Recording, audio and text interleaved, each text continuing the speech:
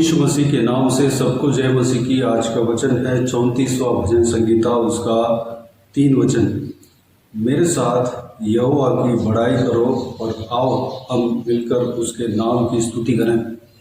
मेरे प्रियो, कल के दिन में भी हमने दाऊद के जीवन में जो जो परेशानी आया, उस परेशानी में दाऊद क्या करता था, इस विषय के बारे में हमने देखा है। आज के दिन भी उसी टॉपिक के विषय में हम देखने वाले हैं। दाऊद राजा, जैसे कि हम पहले से देखते हुए आ रहे हैं, वह परमेश्वर को स्तुति गान गाने वाला व्यक्ति था। हमेशा परमेश्वर को स्तुति करते रहने वाला व्यक्ति था। भजन गाकर, गीत गाकर उनको आराधना करने वाला व्यक्ति था। तार वाद्यों को बजाकर परमेश्वर का धन्यवाद करते रहता था। परमेश्वर उनके ऊपर प्रसन्न रहता था। वह अपने मन के सारे बातों को यहोवा परमेश्वर से बांट देता था। अपने जो भी सिचुएशन अपने जीवन में आता है, उस सिचुएशन को परमेश्वर के सामने बता देता था। अपने मन की कष्ट को, मन के जो भी परेशानी है, अपने जीवन में जो कुछ भी संकट है, मुसीबतें झेला, सारी बातों को परमेश्वर के आगे बताता था। परमेश्वर उस परेशानी से उस व्यक्ति को छुड़ाता था। मेरे प्रियो, दाऊद अपने जीवन में कई सारे संकटों के मार्ग में गुजरा।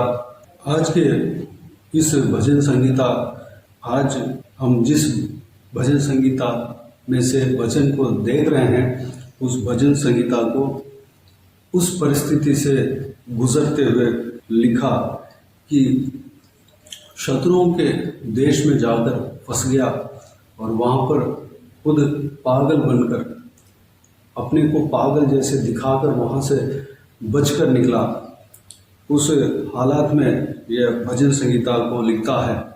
2 वचन में दाऊद राजा इस प्रकार कहता है, मैं यहोवा पर घमंड करूँगा, नम्र लोग यह सुनकर आनंदित होंगे। दाऊद जिस तरह कहता है, दाऊद जिस तरह किया है, उसी तरह हमें भी घमंड करना चाहिए। अपने आप में नहीं, अपने काम में नहीं, अपने ज्ञान बुद्धि में नहीं, अपने अंदर जो परमेश्वर ने दिया है वो खूबी में नहीं, बल्कि महान परमेश्वर को हम पाए हैं। हमारे परमेश्वर जो है सबसे ऊंचा है, सबसे बड़ा है, सबसे सामर्थ्यशाली है, सबसे शक्तिशाली है। हमारे यहोवा परमेश्वर के सामने कोई भी शक्ति घुटने टेकने पड़ेंगे। उस बात के लिए हमें परमेश्वर के लिए घमंड करना है। हमें ये घमंड करना है, परमेश्वर हमारा है, यहोवा परमेश्वर हमारा है। हमारा परमेश्वर सर्वशक्तिमान है। हमारा परमेश्वर राजाओं का राजा है। उनसे बड़ा राजा कोई नहीं, उनके बराबर कोई नहीं। हमारे परमेश्वर प्रभुओं का प्रभु है, उनके बराबर में कोई प्रभु कोई नहीं। हमारे परमेश्वर योद्धा परमेश्वर है, उनके समान युद्ध करने वाला कोई नहीं। अगर परमेश्वर प्रभु यीशु युद्ध करने निकलेगा तो उसके सामने कोई भी सेना, कोई भी योद्धा हार जाता है, क्योंकि हमारा परमेश्वर महान है, हमारा परमेश्वर शक्तिशाली है। इस बातों में परमेश्वर के लिए हमें घमंड करना है। हम अपने आप में घमंड नहीं करना है। हमें यह कहना है कि मुझे यह आशीष परमेश्वर ने दिया, परमेश्वर बड़ा है, परमेश्वर को धन्यवाद। इस तरह की हमें कहना है।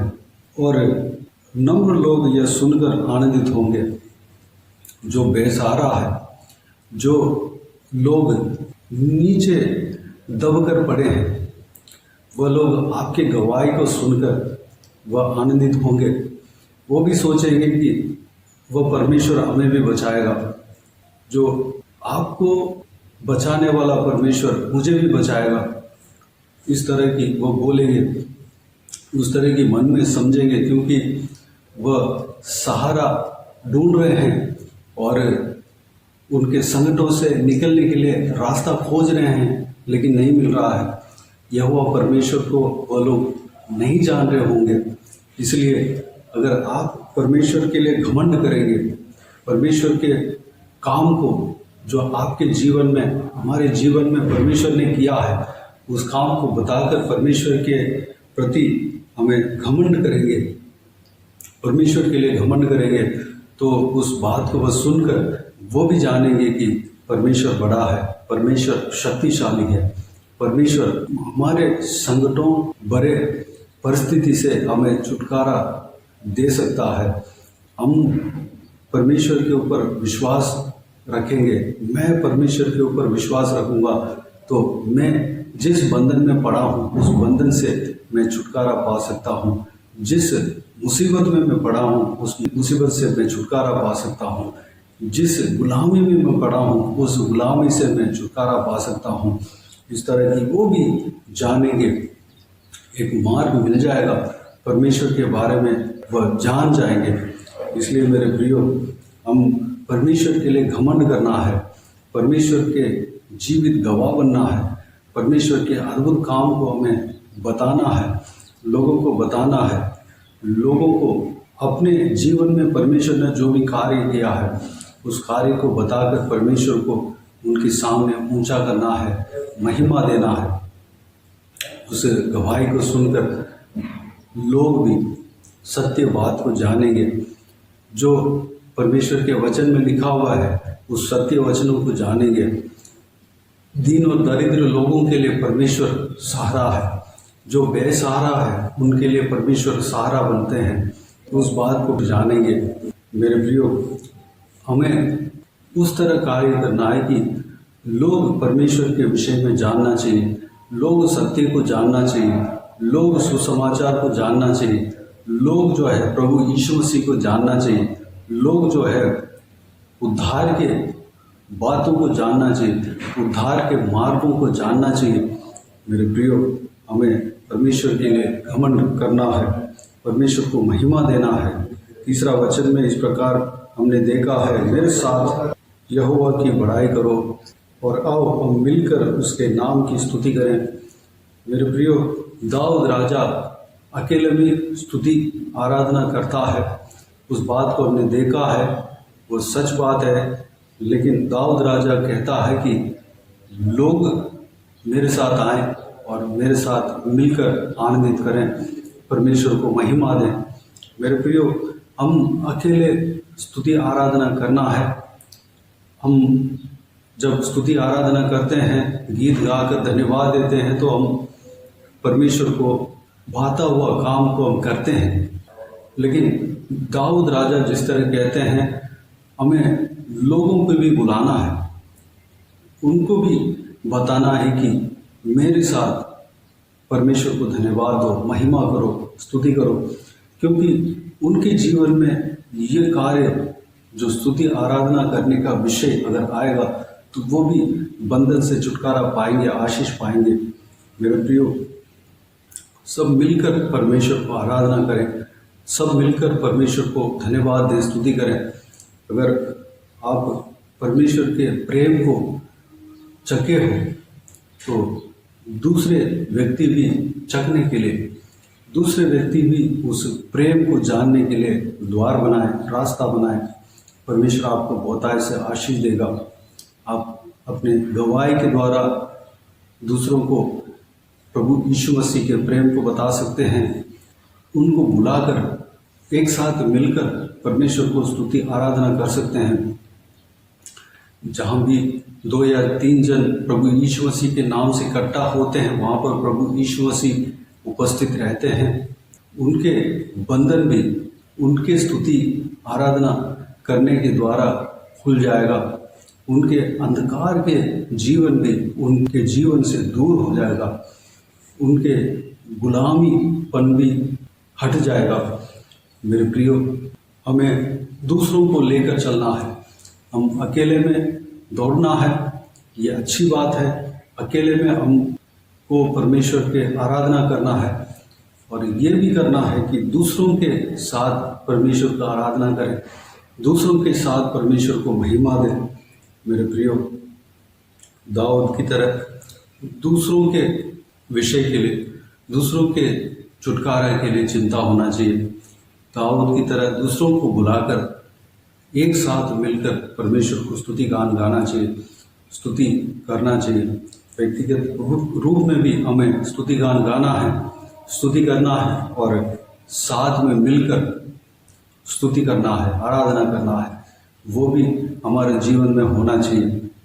हमें दूसरों के बंधन से छुटकारा अगर देना है तो उनको भी स्तुति आराधना कराना है, इस बात को उन्हें बताना है, इस रहस्य को उन्हें बताना है। जो भी परमेश्वर के जो इस बात है वह रहस्य जैसे नहीं रहा, बल्कि हमारे लिए परमेश्वर ने इस सारी बातों को खोल दिया। हम जान गए हैं, लोग भी जानना चाहिए। ये परमेश्वर चाहते हैं, लोगों को जानने के लिए हमें एक जरिया बनना है। ये सारी बातों को लोगों को भी बताना है, लोगों तक पहुंचाना है, ताकि वो भी छुटकारा पाए, ताकि वो भी अनंत जीवन पाए, ताकि वो भी परमेश्वर को पाए।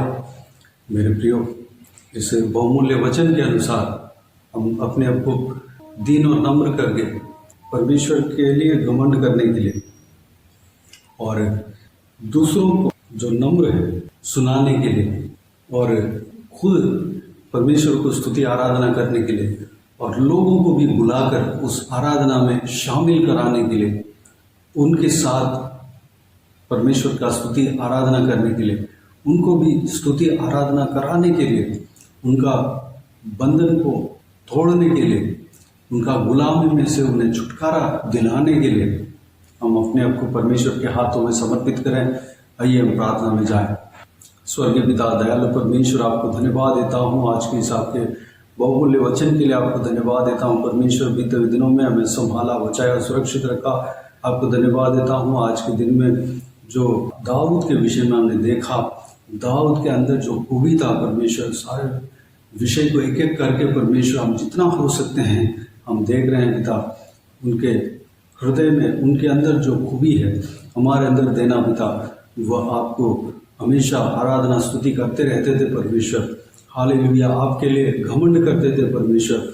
हम भी घमंड करने पाए कि आप सबसे बड़ा हो, सबसे शक्तिशाली हो, सबसे सामर्थ्य परमेश्वर हो। परमेश्वर सेनाओं का यहोवा, आपके आगे कोई भी शक्ति परमेश्वर ठहरेगा नहीं, रुकेगा नहीं। इस बात को बताकर हम परमेश्वर घमंड करने पाए।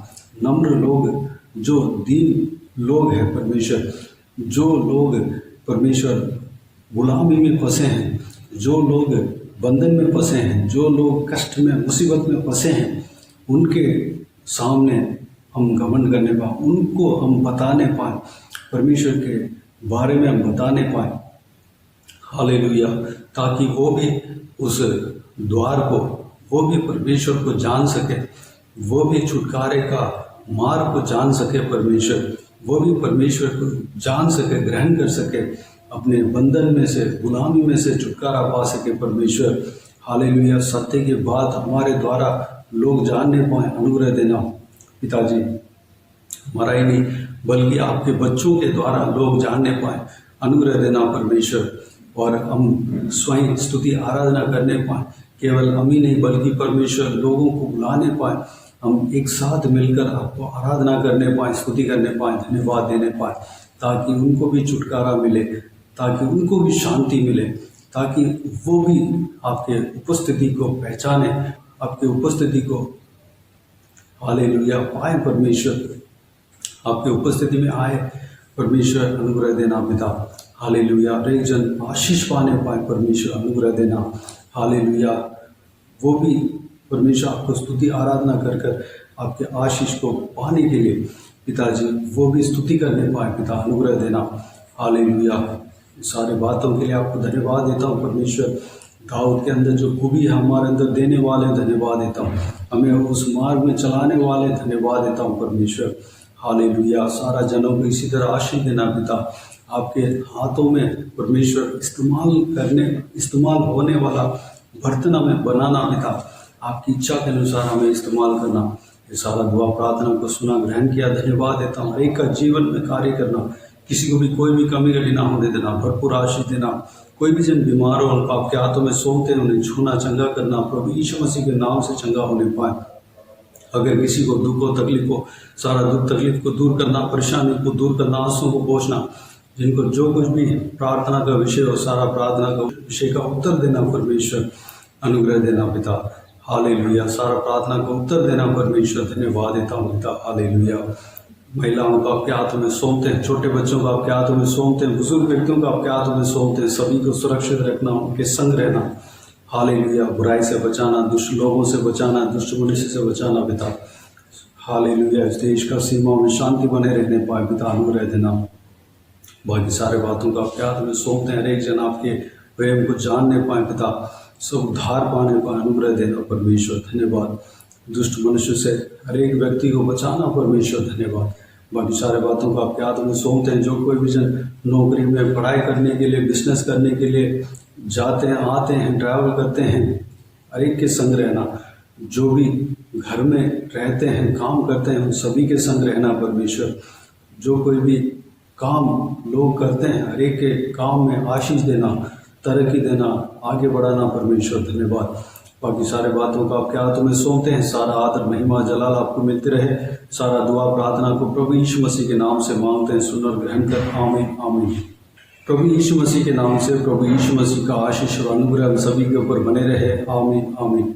मेरे प्रियो, इस चैनल को सब्सक्राइब करें और शेयर करें। अगर किसी को भी प्रार्थना का विषय हो तो डिस्क्रिप्शन में दिए हुए नंबर पर कॉल करके प्रार्थना करा सकते हैं। हम आपके लिए प्रार्थना करेंगे।